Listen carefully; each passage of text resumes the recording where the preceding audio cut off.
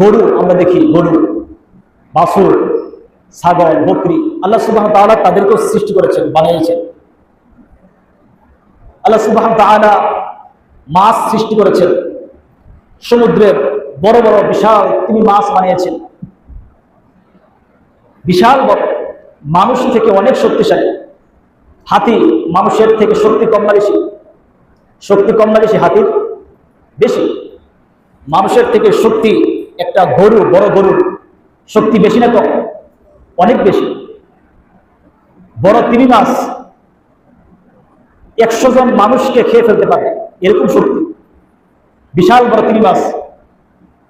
বা 2-3 জন মানুষকে একসাথে খেয়ে ফেলতে পারে।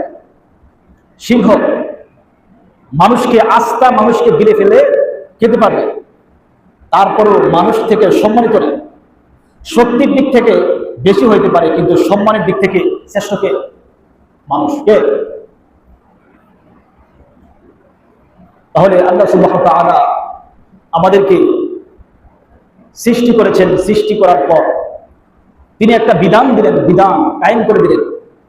বিধানটা হলো, আমি মানুষকে সম্মানিত করেছি, এই মানুষকে কেউ হত্যা করতে পারবে না।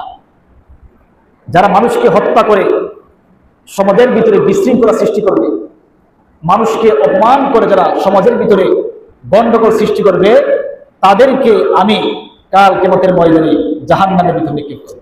নাউযুবিল্লাহ বলে।